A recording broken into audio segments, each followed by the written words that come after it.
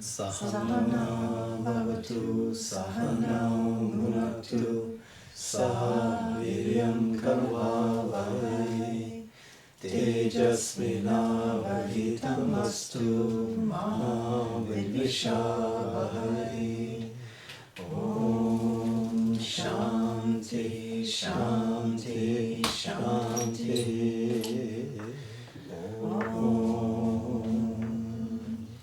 Purnamada Purnamidam Purnat Purnamudachyate Purnasya Purnamadaya Purnamevavashishyate.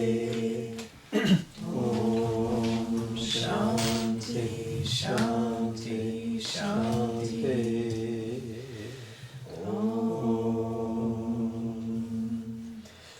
Asato ma satgamaya tamaso ma jyotirgamaya mrityormamritangamaya.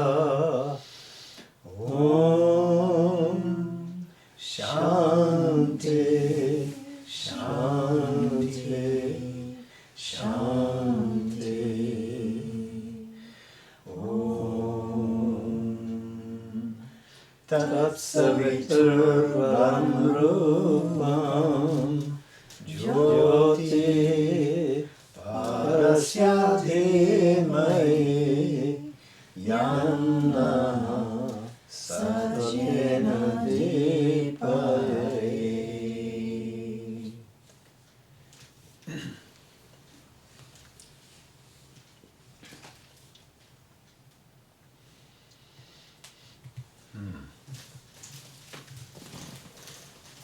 over these last several weeks, we've been looking at a continuing tradition that we find launched in the Rig Veda, continuing through the Upanishads, and arriving into the fertile fields of the Gita. Tonight we're going to look in a different direction. We're going to look at the Samkhya philosophy, the Jaina philosophy, and the Buddhist philosophy, if we have time to get to all of this. These are all interesting fields because they are all non-Vedic in their origination. Samkhya is a word that means enumeration. We'll see why shortly. It's a psychological and philosophic movement that relates to Kapila as the originator. Kapila seems to have been unknown to the Veda, unknown to the Upanishadic tradition. He is figured, his name, by the way, means red, and he's associated with the sun. He arises in mythology when a king is doing a horse sacrifice and releases this horse to roam the earth for a year. But the horse disappears, and as they follow the horse into the earth, they find this horse sitting next to this sage who is in deep meditation.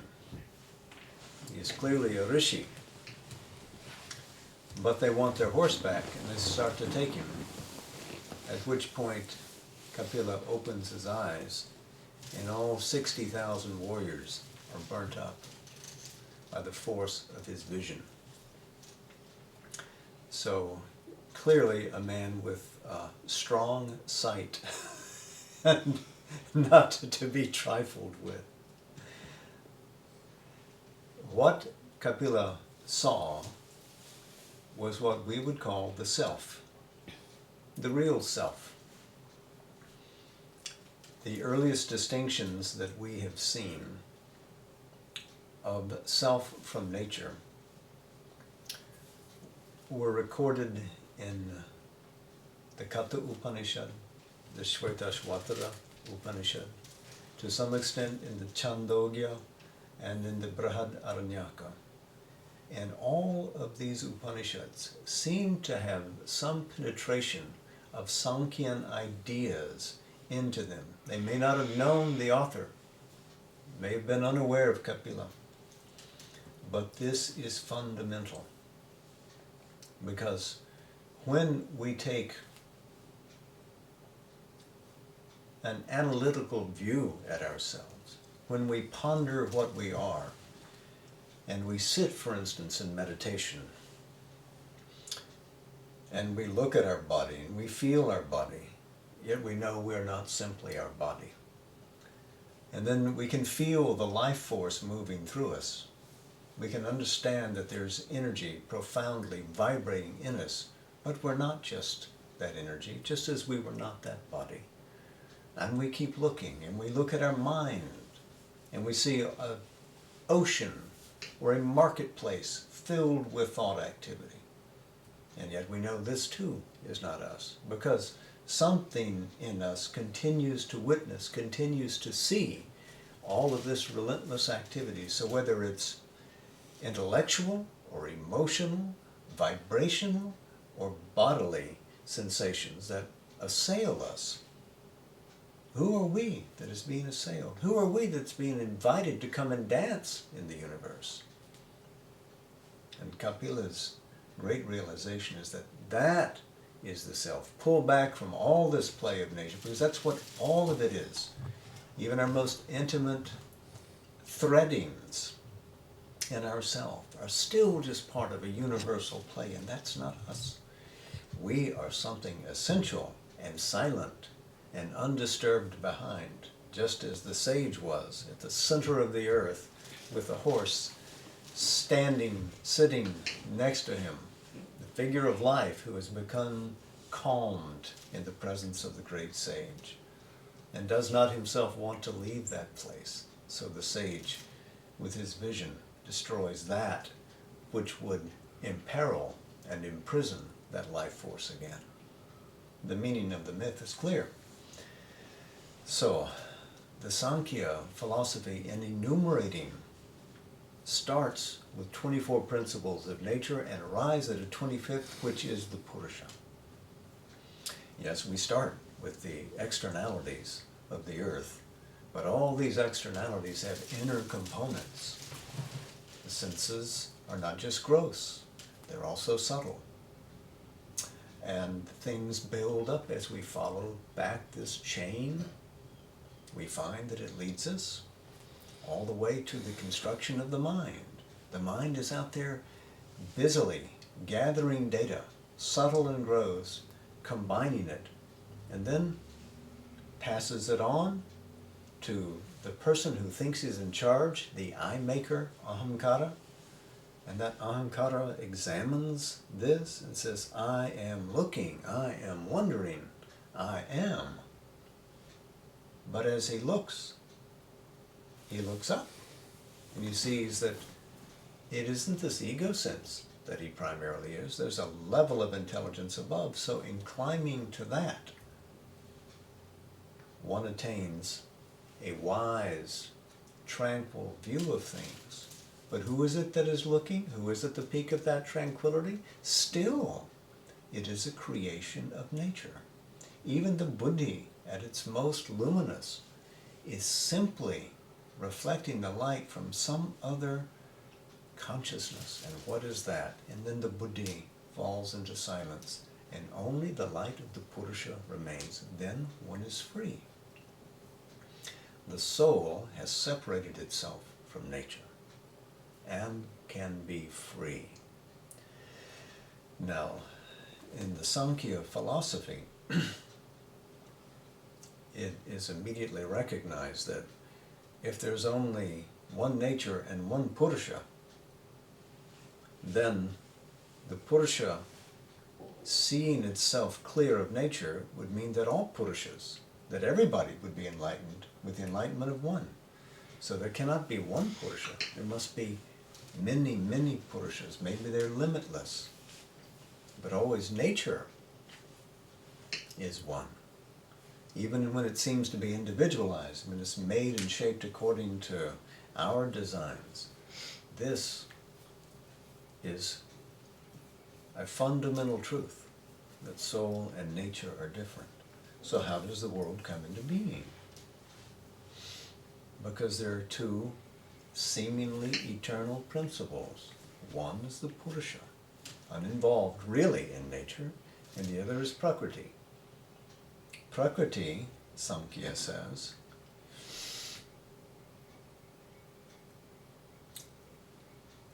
in its origination is still. In its mula, root form, it is still. Nothing is stirring. It is only when Purusha turns its gaze to Prakriti that Prakriti begins to move. And then what comes into play are three modes. The three gunas begin to emerge from this primordial nature. And as they launch into motion, action is created, karma is created. And then as that karma moves, one thing leads to another. And the Purusha or Purushas watching, who become entranced by this movement, become enmeshed in it. And then they rise or they fall according to the movement of the gunas. And so Samkhya says that leads to suffering. The only way to escape from it is to disengage, to draw this sharp distinction between soul and nature. This is the style of Samkhya that we see reflected in the Gita, which we just finished studying. It will become systematized still more in centuries subsequent to the Bhagavad Gita. And its mark will be made on every subsequent Indian philosophy. All will have to deal with it if they're in the stream of Indian thought. The idea of the gunas, the play of Prakriti, continues up until the present day. Radhakrishnan, Sri Aurobindo, still were formulating their philosophy in part to deal with this question of nature and soul, Purusha and Prakriti.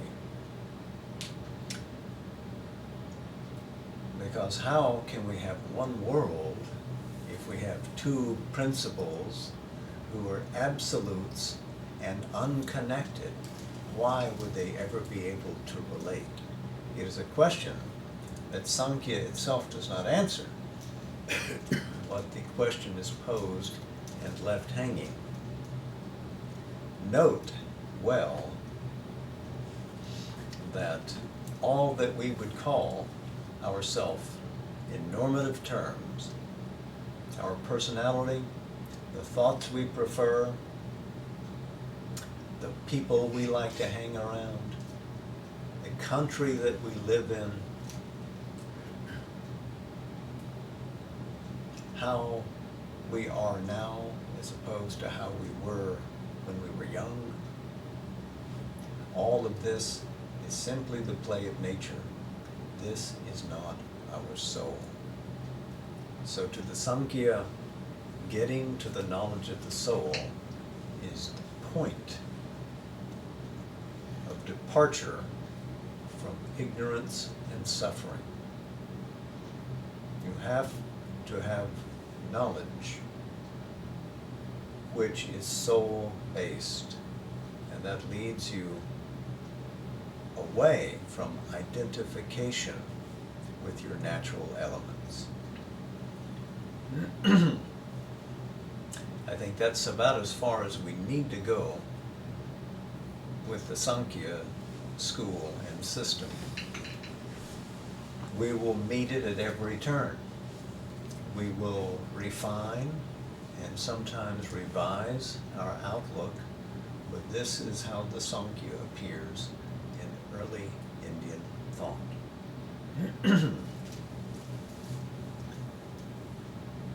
Now, the Samkhya insights that arise with Kapila and those who followed him come from non-Vedic sources. So let's look at that for a moment, and we may talk about it in greater depth later. So there is a strong, vibrant, and impressive culture in India, which originates the Vedic ritual, which composes the hymns of the Rig, the Yajur, the Saman, and eventually the Atharva Veda. They call themselves the Aryans, the noble ones. And we find their strongest and earliest imprint in the Kuru Panchala region of, let us say, northwest India. As I say, it's an impressive culture. It's basically a pastoralist culture. But as it comes into India, deeper and deeper, it begins to change, because not all of India is comfortable to a pastoral life, and there are many peoples who already live there. So the culture, as it advances to the east, advances into the Gangetic plain, makes lots of converts. But they're meeting styles of life that may accept some of the primary teachings and leading motifs of the Vedic culture, but maintain some independence also. For one thing, they're more agriculturalists. But they have different kinds of kings as well. Instead of having a strong military ruler, as the Vedic peoples had, theirs is more the sage king kind. And it is more in this realm of the Gangetic plain that we see all of the Upanishads arising. Farthest to the east is where the Aranyaka, which we regard as the oldest, comes into being. And at the most on the western edge and a little farther than that of the Gangetic plain is where we see the Taittiriya Upanishad coming into being. And then all of the other Upanishads in between them and around them. We have not even got to the Vindhya mountains yet. We're not moving to the south of India. This is all in what we regard the northern part of India. So, great Kshatriyas there are unwilling to submit to this simple notion that Brahmins are superior to them, that they are not the only source of wisdom. They have their own sources of wisdom. It's here in this region that we begin to see the Shramanas, the people who are making strong efforts at self-realization, begin to come into being as sort of ascetic communities that are, in a sense, standing apart from mainstream life. I won't go into the entire sociology of this, I will spare you. But it is here that we see two of the great religions in India come into being without reflection back to the Vedic ritualists, to the Brahmanical religion. The first, the earliest, is what we call the Jain religion. We call it that because the last of a long lineage of teachers, Vardhamana, whom we know as Mahavira, the great hero, is also known as the Jina, the one who conquered, the one who was victorious. He was the last in a lineage of 24 teachers. So that would stretch back some centuries now. 24 teachers, you're looking at 600 years in length. When did Mahavira live? We have gone through something like a revolution in recent decades in the dating of things in ancient India. And it looks like we've had the dates wrong about the Buddha by about 100 years. And we may have had the dates wrong about Mahavira also. He may have been a contemporary of Buddha's, but a bit older. He might have been an old man when Buddha was a young man. His teaching is interesting because it asserts that the primary reality of our being is a soul inside, which is really separable from nature. Sounds familiar. He calls this soul a jiva. And all that is not soul is called ajiva. So all of nature, in a sense, is a kind of grainy material, earthy material that gets mixed up with the gold of what is the soul's nature to form composites. And as the soul gets identified with these composite elements, it comes to forget that it is essentially gold. And this gold, of course, is available to all things. What is interesting about this worldview is that it too says that you can't say when the world began. As in the Samkhya, there is no creator God. It was not fashioned by some being. Simply, in the Samkhya, Purusha exists, Prakriti exists. Here, in the Jaina philosophy, simply, soul exists and nature exists. The world is of an indeterminate length and will go on forever. What is important to us is to know the way back to soulhood. Because the soul, in its nature, has knowledge, has sight, has bliss, has power. And so if we can get back to our essential self, then everything becomes clear to us. But we have to get rid of all of the things which would block us from that self-possession. So we have to, in a sense, divide ourselves. We have to get rid of the bondages which chain us to nature. We have to cut it away, and in so doing, arrive eventually at moksha, at liberation, the full freedom of the soul. But we can only do that gradually. So how do we start? The very first principle is ahimsa, non-injury. Non-injury in action, non-injury in thought. But the closer we can come to perfect harmlessness, the better we are. And the more we burn up the weight of karma that we carry.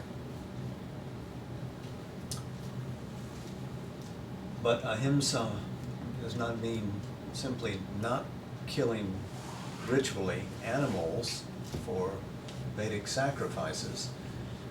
It means not killing anything. Insects are alive also. And the jiva consciousness in them is precious. And to throw harm on any being, animal, vegetable, is a step backwards and towards unconsciousness, towards bondage to nature. And so ahimsa is the first principle. And there are two schools. It is an apposite to mention now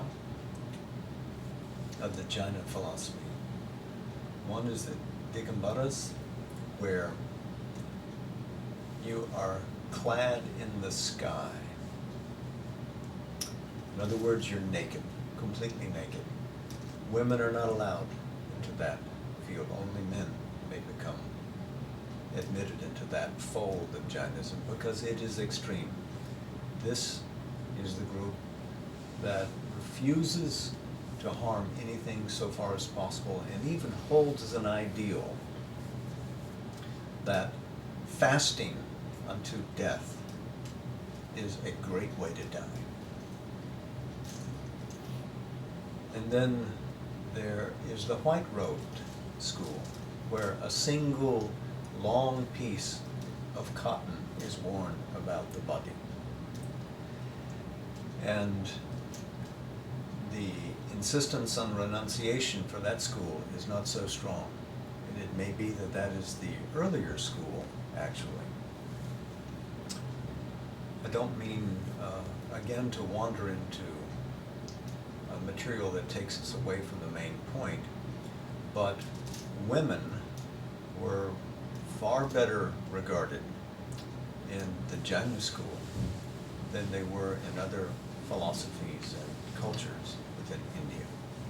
They were accorded more freedom, and in fact one of the great illuminates, one of the ones who attained and stood as a plank in the Jaina structure, was a woman who was in fact a queen. There is also the need to speak the truth, satya, to act always in accordance with truth, to live in a way that is without attachment, without grasping for things, asteya, to live in a state of aparigraha. So you can see that when we complete that with the idea of brahmacharya, that there is a complete set of observances that the Jains put together to purify and remedy our attachment to the world, both in the way we deal with ourselves and the way we deal with society, that predates by hundreds of years what would become the teaching in the Yoga Sutras. Some of these ideas in the Jaina philosophy will also appear in Buddhism and have a strong imprint on Buddhism.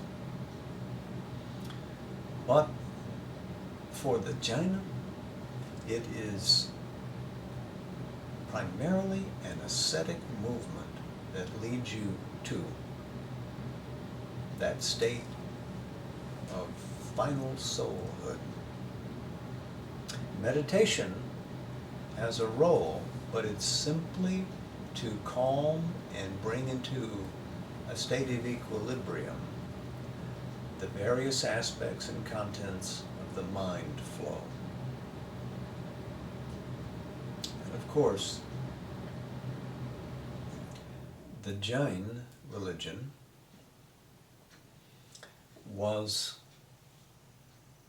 important in Indian polity as well.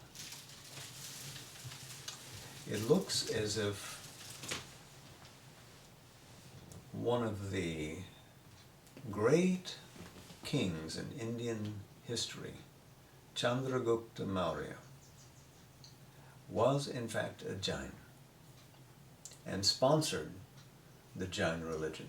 And so you can see throughout the kingdom that he controlled from Magadha, is that how you say Madan?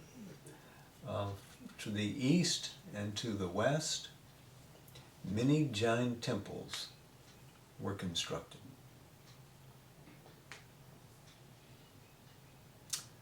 Their religion flourished for a long time, but when they began to lose royal patronage, and after a famine had struck down many of their greatest ascetics who were carrying in their heads, as you know, the oral literature of the people, much of the early compositions of the Jain mind were lost.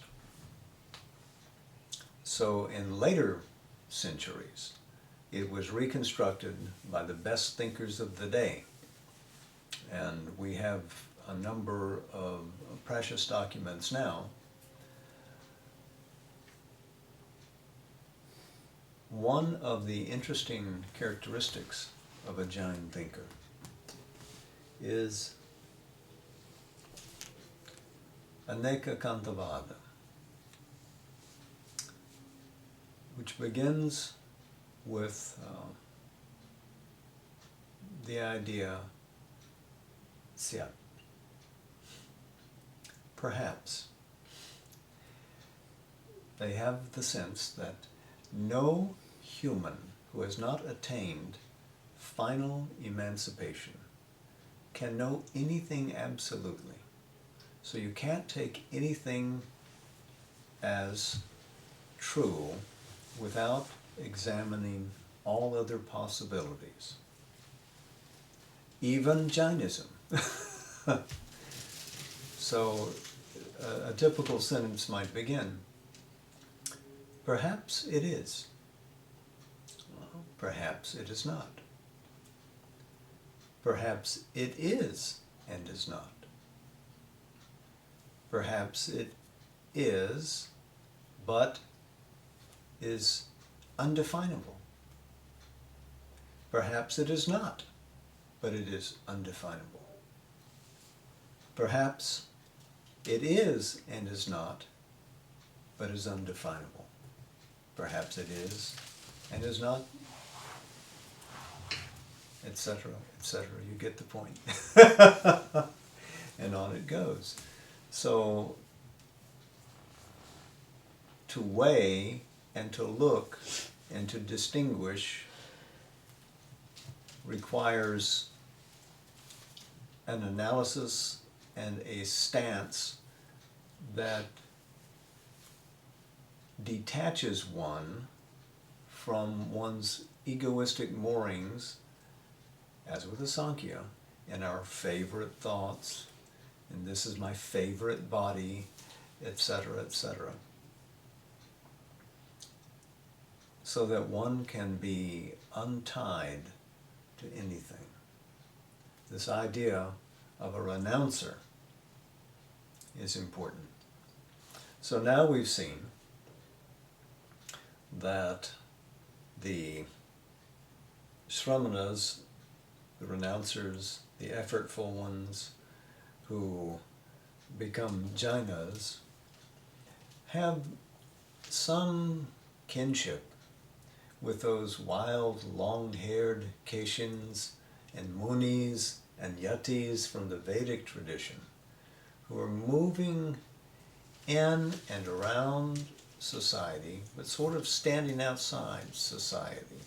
And society here means Brahmanical society. They have a vibrant life. They have a truth-centered life too. Theirs is a valorized society, but it's not Brahmanical. It does not accept the authority of the Veda.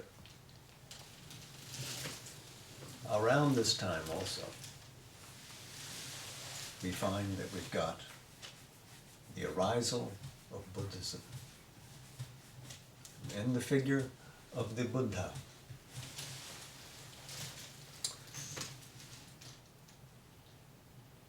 Before I move to the Buddha, I have to tell you, I forgot to mention that not only was there a queen who was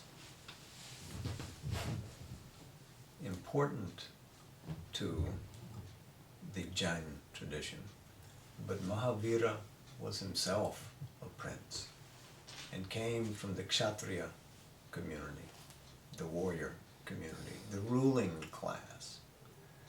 And so his idea of being a conqueror, we may come back and speak about another time. When we come to the subject of the illumined one, the enlightened one, the Buddha, again, we begin in a royal palace, because he was the prince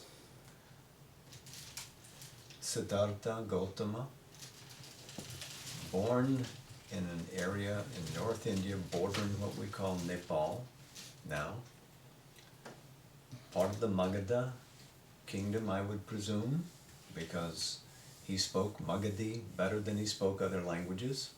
And that's what he wound up doing most of his discourses in when later he began to teach. The myth of his birth we find echoes of later when Yeshua is born in Bethlehem and lives his life in Jerusalem. Some of these ideas from the Buddha and his mythology were transferred westward and arrive in Christianity in changed form, but still powerfully similar. Buddha's mother gives a kind of celestial birth to her boy, and I think you've probably all read the story of Buddha's life. So rather than rehearse it here, let me note that when you study the early history of Buddhism, everything about his birth up until the point of his struggle to achieve enlightenment is mythological. And then, bam, it suddenly becomes matter of fact, this is what I did, this is how I attained it, and from the point of his enlightenment on, it's straightforward. He's talking to you just as a fellow who managed to break free, and he wants to help you if he can. So I'm going to pick up this story in that same vein. He is born as a kshatriya. He is born as a prince to a king who, of course, affords him all the wealth that his country can give. But this is part of that sage king kind of culture. So he would early on have learnt the wisdom teachings prominent in that kingdom. He would not have been kept away from religion. He would not have been kept away from the things of the world which would have been abhorrent to him. His father would not have been afraid that his son, if he looked for spiritual truth, would run away. I think you can see in the Buddha an increasing interest, likely growing, in what is the real solution to life. What is fundamentally valuable? Because we find him marrying, having his own son, enjoying all the pleasures of the court, literature, music, everything, but nothing satisfies him. He is relentlessly looking for something more. And so it leads him to renounce and go off to find out what the answer is. Perhaps there's a strong vairagya in him, feeling repelled, revulsion, I guess is the word, at the glamour or the languor that comes from having too much wealth. And he goes out and he does just the opposite. He becomes a renunciate. He practices the most extreme kinds of asceticism. But they don't lead him to enlightenment. He learns how to throw himself into abstract states of consciousness that no one else virtually can reach. He studies with the best teachers. And again, they seem to be non-Vedic teachers. He seems to gain some impression of what some of the teachings are in some of the Upanishads, and he knows their arguments and he knows their insights, but he doesn't find the answer anywhere. So, almost having fasted himself to death, he decides to break his fast, and he eats a little food kindly given to him by a beautiful young woman. And he sits and he thinks, when was I happiest? And he remembers being in his father's glades. And he's sitting in the cool shade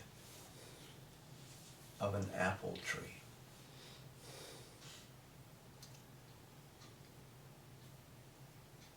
And he said, is this the path to enlightenment? And he said, and the answer arose in me, yes, this is the path to enlightenment. He actually had a conversation with someone about this, who was a Jaina, a follower of the Jain religion. Buddha had just finished speaking about another set of renouncers, the Ajivikas. And this man said, what is the nature of your enlightenment and how did you get there? What was that moment like? What started you? This was it. He stopped and he realized, when was I happiest? Because nothing around him was pulling on him. He simply was in a state of harmony with the nature about. Not searching, not reaching, not thirsting, simply there. And then he went through a practice of 4 states of meditation to completely clear his mind, completely be empty, so that he would be carrying nothing with him. And then he sat with a resolve to finally have the breakthrough. And he got that enlightenment, supreme enlightenment. And he could see to the past. He could see to the future. He could also see that he could remain where he was and simply live in that state which he called nirvana, where all falsities are blown out, where everything that you're reaching for is gone. There is no I to reach anymore. He could stay there, but as he looked back at the world, in a sense he heard the world's cry for his help. And he said, if I go, what I teach will not be heard well, it will be misconstrued, it won't last, it will become impaired with time, it will pass out of existence. And he sighed. He said, but if I don't go back, no good will be done, and I alone will have this. So he went back into the world, and he met immediately his old group of friends who had been practicing severe austerities with him. And they said, because he had had some food, you look pretty well. And he said, well, I have finally discovered, and I'll tell you about it. And he said the 4 Noble Truths. There is suffering. There's a cause of suffering. There's a way to get out of suffering. And then there's the Eightfold Path that takes you there. And I don't know that we're going to have time to go much farther into the Buddha's teaching tonight.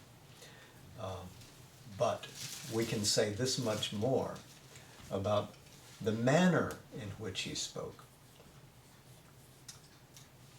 The Buddha was a king by birth, and he was filled with metta, filled with loving kindness for others. Understand this about Buddha.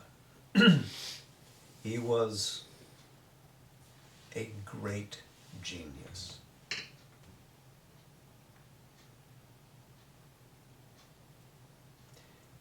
Perhaps the greatest spiritual personality ever to have walked on India's soil.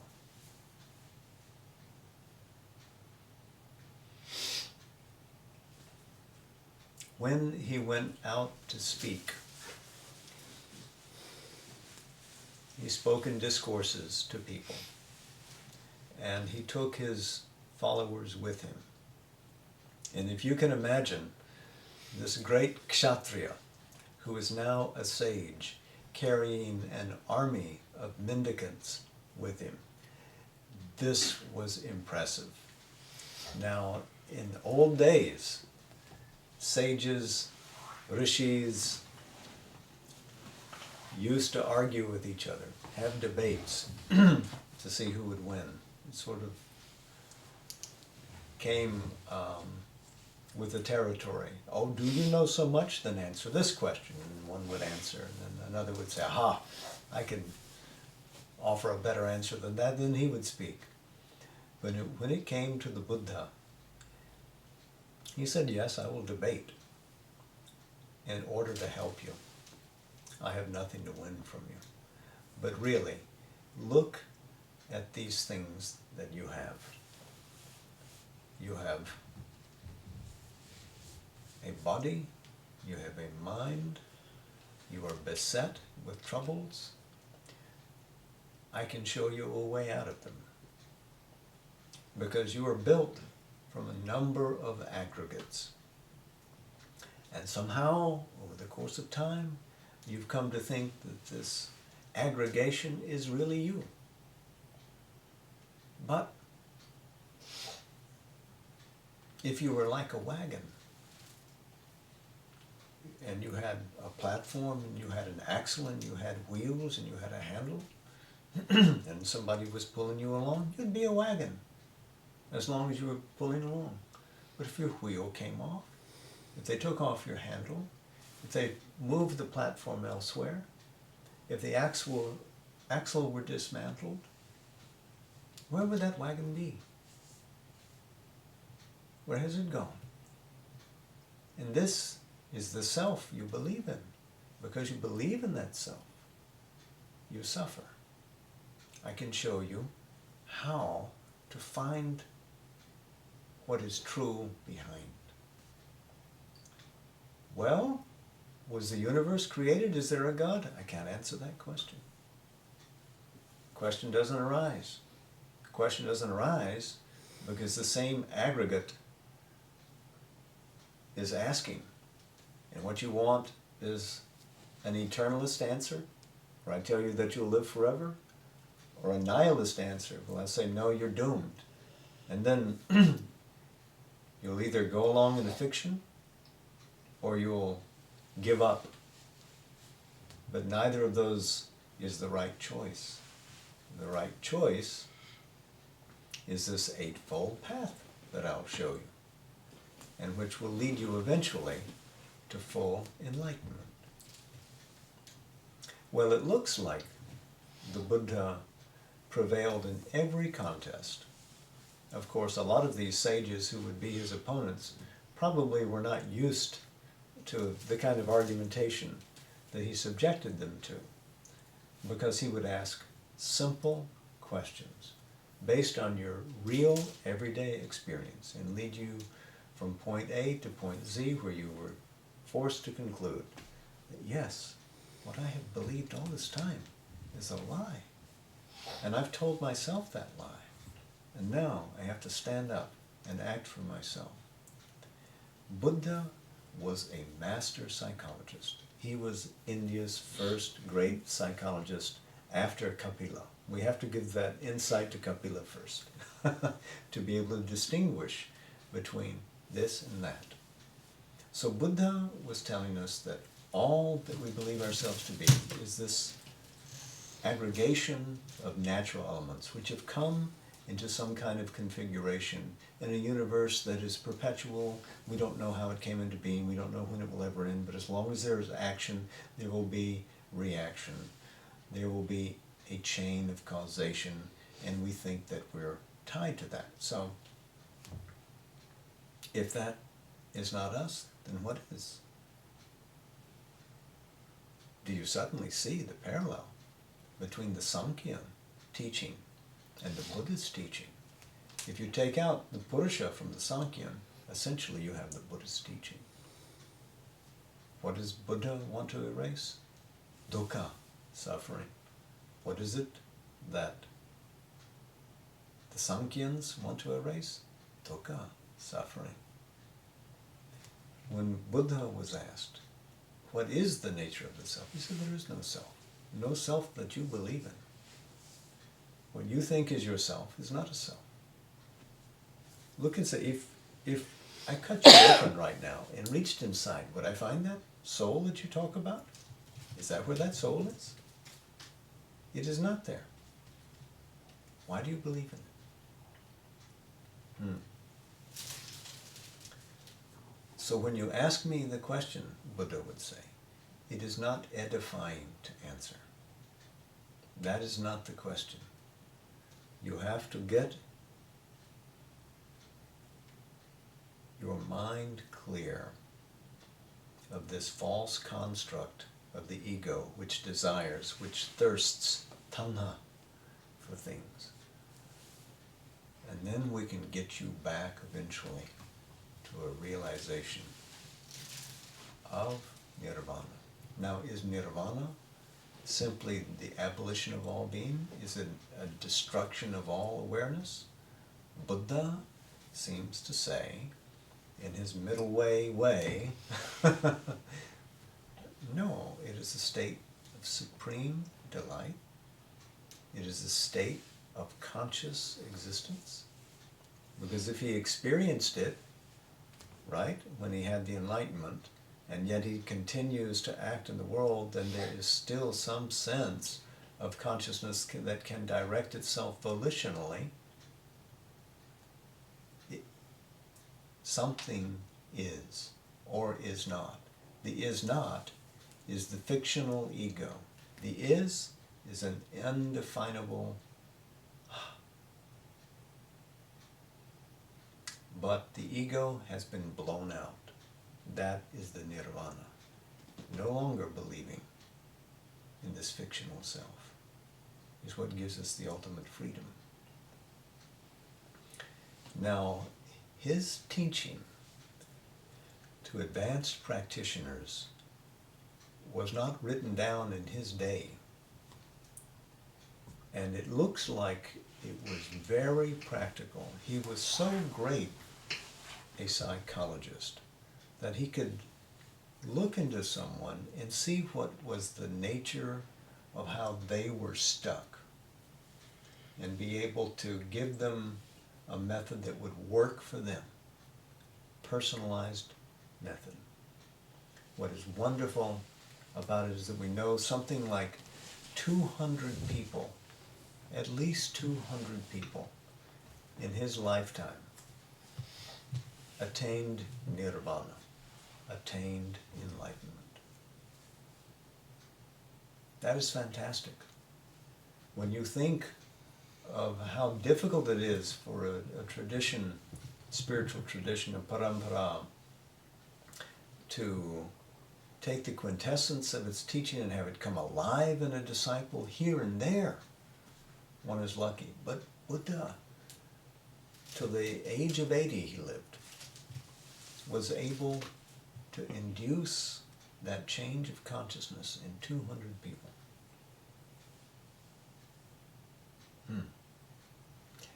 We have to honor him. Even if we don't agree with his worldview, we have to see how great he was. I'm going to speak more about Buddhism next week, so the balance we'll save till then. If you have any questions, we can answer them now.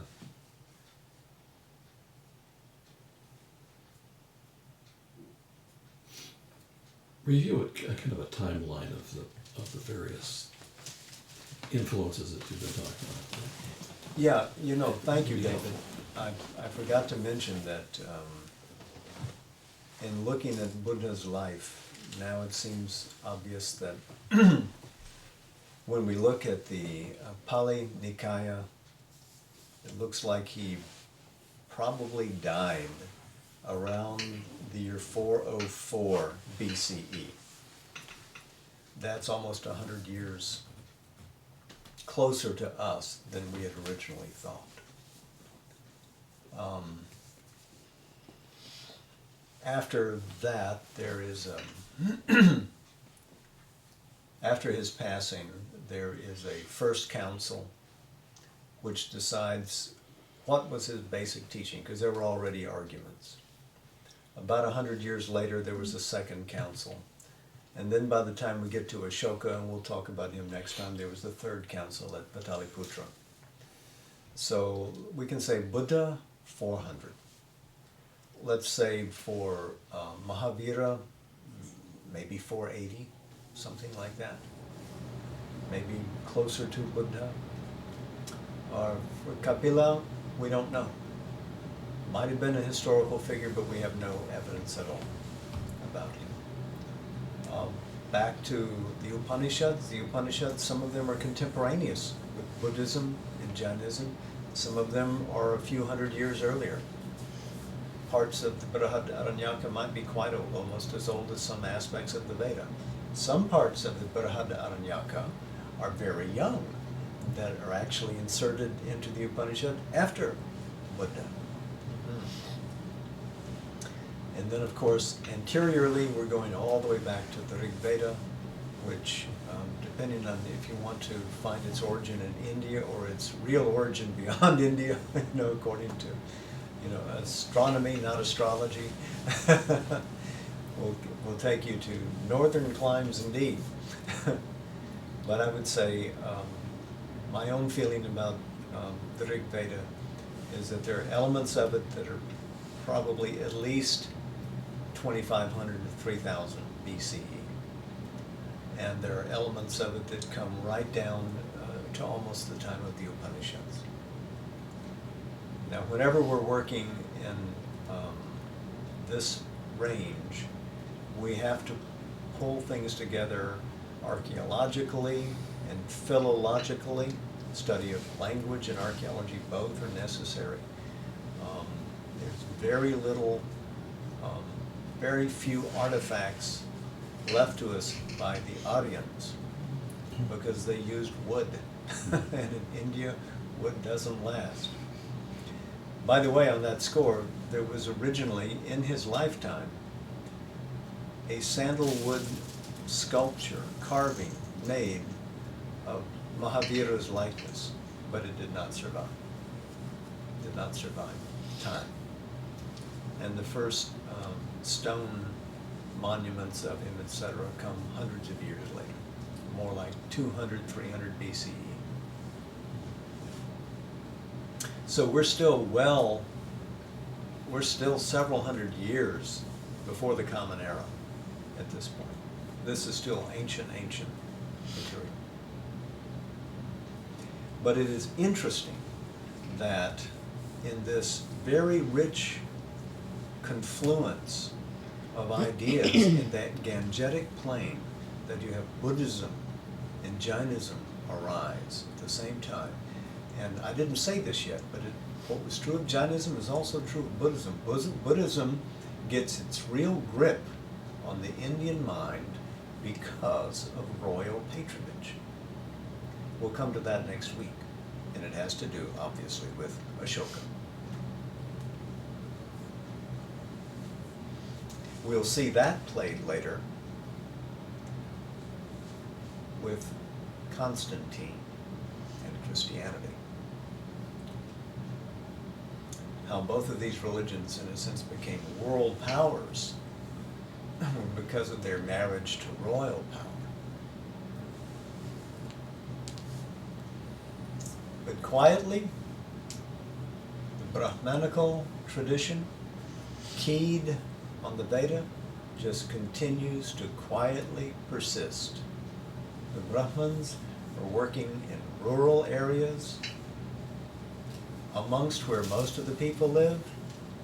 The Buddha and Mahavira are getting close to those in cities where the royal power sits.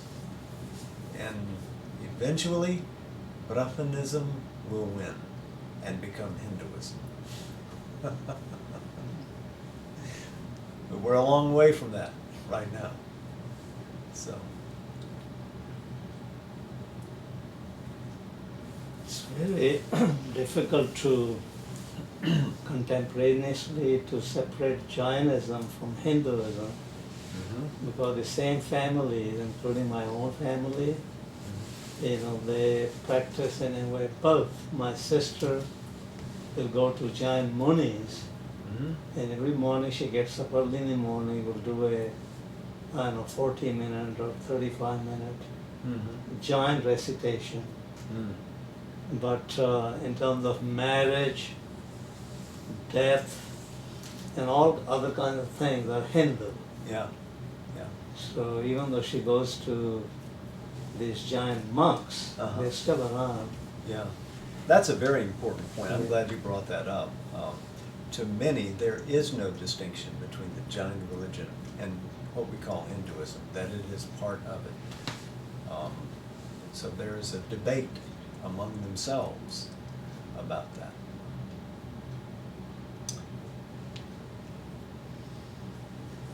But the fact that Jainism does not accept the authority of the Veda is why those who are Brahmanically based would say, no, they stand outside. But Hinduism is bigger than mere Vedism. So, as Shaivism and Vaishnavism will prove shortly.